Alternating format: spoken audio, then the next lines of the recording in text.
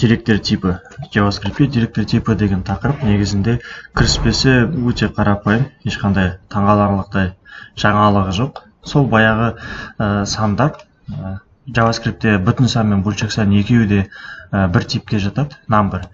Және үлкен сан, big integer. Number бар, және big int бар. Big int дегеніміз өте үлкен сандар. Неге оларды бөлек шығарады? Себебі сандардың шектеулі, ұзындығы шектеулі. Оны тексергіміз келсе, консольға өтеміз. Консольға өтіп, мына жерде number деген типтің max safe integer деген тапсақ болады. Max safe integer.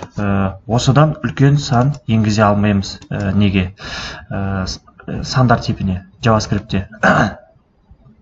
Бұдан үлкен енгізу үшін біз big int'ті қолданамыз. Big int. Жақсы. Келесі string. Бір қатар жазу деген сөз ғой, string.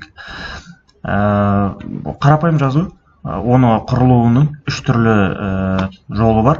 Біріншісі қос тырнақша арқылы, және жалғыз тырнақша арқылы, және артқа қайтарылған тырнақша yo деген кнопка ғой, бірдің қасындағы.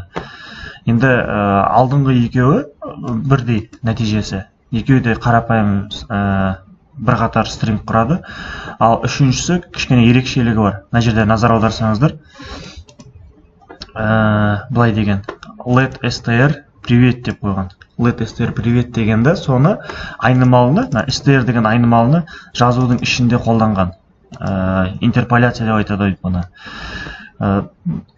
Осылай не ашамыз, кері тырнақша ашамыз, және соның ішінде доллар деп едек жақшалардың ішіне керек айнымалын жазсақ болады. Тек қана айнымалы емес, сонымен қатар басқа да выражениелерді, экспрессиондарды жаза берсек болады. Мысалға, так, осылай ашамызды, 1 қосу 1 тең, доллар мен едек жақшаны ашамыз, ішіне 1 қосу 1 дейміз. Енді назар аударатын нәрсе не? Назар аударатын нәрсе, бірінші 1 қосу 1 дегеніміз ол дәл солайынан шықты, жазу ретінде шықты. Ал келесі 1 қосу 1 дегеніміз код ретінде орындалды, экспрессия, выражение код ретінде орындалды. Содан кейінгі нәтижесі мына доллар ерекше жақшаларды орнына тұра қалды. Енді тура осыны басқа тырнақшаларға қойсақ, мысалға бір тырнақшаға қойық.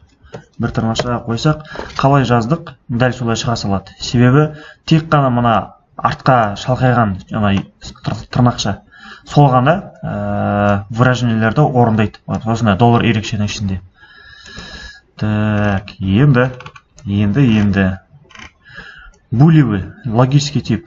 Бұл барлық танымал программирование тілдеріне кездесетін тип. Бұның екі ғана мәні бар. True және false.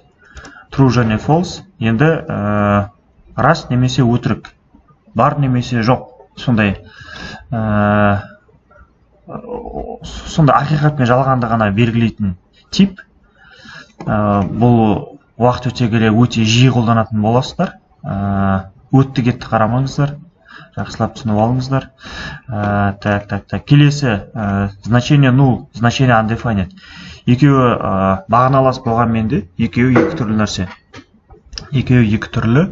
Мысалға undefined деген ол айнымалы жарияланды дейді. Міне, let age деген айнымалы жарияланды, бірақ артына тең деп бір мән берілмеді деген сөз. Тең деп мән берілмей тұрған кезде ол құрылған бойда бірден undefined деген мәнге ие болады. Пока бір мән берілмейінше. Null деген мән, ол нақты берілген кезде ғана болады null деген. Так, енді екеуін тағы да салыстырып көрейік. Null мен undefined екеуі бір деп тұр. Ал егер де арасына 3 тең қоятын болсақ, екеуі false дейді. Бұл не деген сөз? JavaScript'те екі мәннің бір-біріне тең екенін тексерудің екі жолы бар. 2 теңдік арқылы және 3 теңдік арқылы. Арасын ашып қойын, көрініп тұру үшін.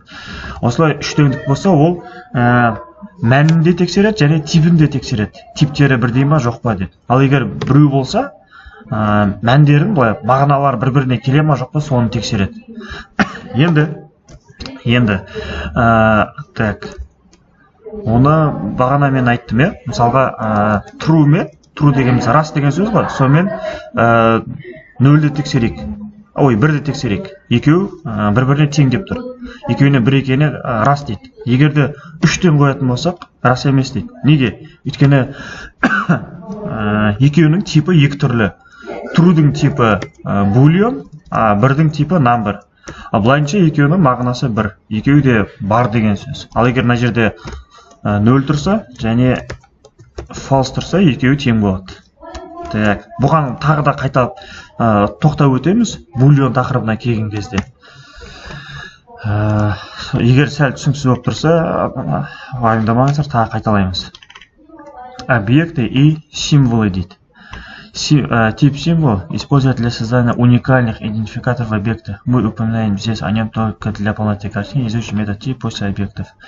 Так, символ дегенде мен өзім мүлдем қолданбай проекттерде. Сол себепті оны үйренгілеріңіз келсе, өздеріңіз бөлек үйреніп аларсыздар. Объект туралы айтайық. Объекті деп алдыңғы сабақтарда шет жағасын айтып кеттік. Тағы да қайталап айтам. Объекті дегеніміз ол жай ғана бірнеше айнымалының топтастырылған түрі. То есть біз бір топ құрамыз. Const person деп тең объект деп құрамыз. Және соған біз керек айнымалыларды жиып қоя береміз. Person name қанат, person age дейін 27 деп. Енді тағы да бір person құрайық. Const person 2 деп. Және оның аты person 2 name аты кім болсын? Айбек болсын. Және person 2 30-да болсын. Енді person 1-ді қараймыз, және person 2-ні қараймыз. Екеуінде де name деген айнымалы жүр ма? Жүр. Age деген айнымалы жүр ма? Екеуінде де жүр. Бірақ екеуі бір-біріне конфликт етпейді. Егерде біз person дегенді қолданбай, жайдан жай ғана бүйтіп let name тең қанат дейтін болсақ, және одан кейін келесі адамдікін тағы да let name тең айбек дейтін болсақ, ол кезде қате шығарады. Үстін жазып тастады ғой. Const line, осы қазір name деп жазсам айбек дейді. Алдындағысы қанат жоқ болып кетті. То есть бір-бірін үстінен жазып тастады. Name дегендер. Негізінде екі рет let деп жазуға болмайды. Осы браузердің консолында жазып атқасын ғана дұрыс орындалып жатқан болу керек, қате шығармай. Const деп қолданайын. Const name тең қайтадан қанат деп көрейік. Ұрсу керек.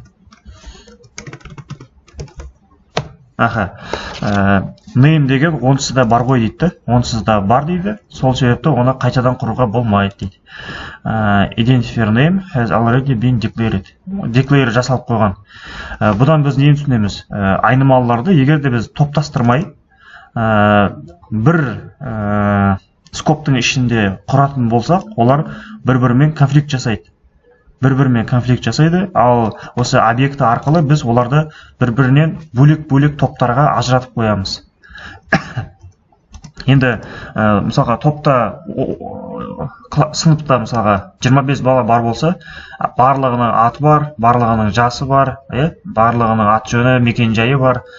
Енді солардың әрқайсысын бөлек-бөлек оқушы 1, оқушы 2, оқушы 3 деген сондай объекттерге салатын болсақ, жаңағы олардың name'дары бір-бірімен конфликтіге ұшырамайды. Объектінің керек жері осы. Жақсы. Объект деген айнымаларды топтастыру дедік. Енді type of деген оператор, ол мына жерде суретте көріп тұрғандарыңыздай өзінен кейінге берілген айнымалының типін көрсетеді. Undefined, 0 болса number, n артындағы n дегенге қарайды. Артындағы n тұрса, демек ол big integer. True болса boolean, foo десе string, symbol. Math деген ол класс дегеніміз объект. alert функция null object дейді. Мына жерде null object деген негізі ол қате нәрсе. JavaScript'те null'ды объект деп типін бере береді, бірақ шын мәнінде ол тип емес. JavaScript'тің бір қате жері осы. Так, қорытындысы 8 түрлі тип бар. Осыларды әзірге тек қана аттарын ғана жаттап алыңыздар.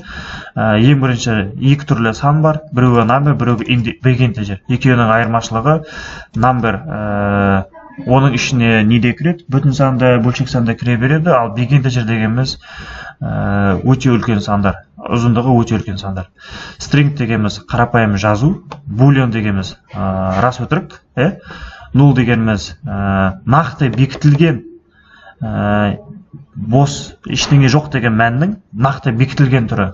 Ал undefined деген ол іші бос деген мән емес, ол ештеңе мән берілмеді деген мағына. Объект деген айттық, ал символды болашақта дұрыстап тағы тоқтармыз. Өйткені оны әуелі өзім қолданып көрейін сіздерге түсіндіру үшін. Айтпақшы, осындай кезде айта салайын, ойлап қалмаңыздар, өзі де білмейді екен ғой, символ дегенде деп ше. Проблема емес, ол кез келген программист бір тілдің 100% несін білмейді және қолданбайды. Тіпті осы тілдерді, осы танымал тілдерді ойлап шығарған адамдардың өздері де сол тілді 100% білмейді. Бұлай айтқаным қаншалықты проканайды білмеймін. Өйткені символ деген бір жағынан қарасаң основаға жататын нәрсе сияқты. JavaScript основа деген тақырыптың ішінде жүр, сол себепті біліп алу керек.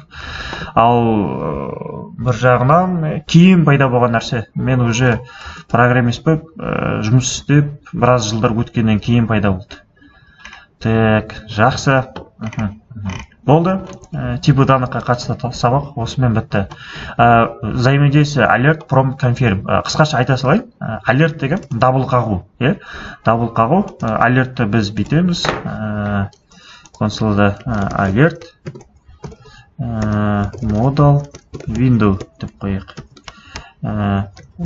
Или server error деп қойық. 500 деп. Енді ана жақта қараймыз сайтты. Server error 500 деген модельный ақыны шықты. Енді server error деген, серверде қате кетті деген, ол үлкен қателерге жатады. Негізі мынандай алерттерді сондай бір өте үлкен осы тревога қақпа, дабыл қақпаса болмайды деген кезде ғана қолданған дұрыс. Жайшылықта ол адамның мазасын алатын нәрсе. Ал prompt дегенге келсек, prompt ол бірдеңені сұрап алу. Жазып жіберші деп ше. Мысалға атың кім деген сияқты. Username қандай деп. Біз бүйтсек болады. Const name тең prompt. Prompt дейміз де, мына жерге атыңыз кім деп қойық. Атыңыз кім деп қойық. Енді ол мұн жақтан сұрап тұр. Атыңыз кім деген кезде жазып жіберетін input пайда болады. Осы input'тың ішіне жазайық. Нұрлан деп. Енді сол жауапты біз мына жақта ары қарай қолдансақ болады. Const name тең prompt дегеннен кейін console log бағанағы stringті қолданайық. Сәлем. Сосын доллар ерек жақшыларды ашамыз да name дегенді қоямыз. Осылай жазамыз. Сәлем Нұрлан деп шықты. Жақсы. Екі нәрсе, біріншісі prompt'тен name'ге алып алдық, екіншісі name'ді ненің ішіне салып жібердік, строканың ішіне салып жібердік. Так, енді келесі нәрсе confirm. Confirm ол қандай кезде керек? Confirm мысалға бірдеңені өшірейін деп жатқан кезде керек. Мысалға осыны байқамай істеп қойса өкініп қалады деген нәрселерде керек. Бүкіл базаны өшірейін деп жатыр мысалға. Бүкіл базаны өшірейін деп жатқан болса, ол кезде confirm қоясыз. Confirm. Так, confirm. Барлық база өше берсін бе. Бұл амал кері қайтарылмайды деп қойайық. Кеттік. енді мына жақтан сұрайды. Барлық база өше берсем, бұл амал кері қайтарылмайды. Осыдан өшірдің ба, болды, оны қалпына келтіре алмайсың деген сөз. Ол фильмді болса, иә дейді. Болды. Айтпақшы, confirm ол true және boolean қайтарады. Бағана айтқанымыздай, иә жоқ дегенге келіп тұр мағынасы. Иә жоқ, рас, өтірік, true, false келіп тұр. Сол себепті біз мына жерден былай тексерсек болады. Const accepted деп қояйық. Базаны өшіре берсін ба деп. Егер ол иә десе, мына жерде accepted'ті тексереміз. Accepted. True болып тұр екен. Соны бүйтсек болады. If accepted. И мына жерге не қылсақ болады. Әшейін консолог дей салайық былай. База өшірілді деп қояйық. База өшірілді. Жақсы, осындай кезде керек, бірақ та реальный сайтта, шын проектте, үлкен проекттерде бұлардың ешқайсысын қолданбаңыз. Alert, prompt, confirm үшеуі де негізінде қолданып керек емес нәрселер. Олардың орнына көзге әдемі көрінетін компоненттер қолданасыздар болашақта. Ал мұналарды қолданбайсыздар ешқашан. Тек қана осы оқу мақсатында ғана қолдансаңыздар болады. Қашан фреймворкқа қол жеткізесіз, ол бәрібір React болсын, Vue, Angular болсын, сол фреймворктың ішіндегі модальный окналарды қолданып бастайсыз. Жеткілікті.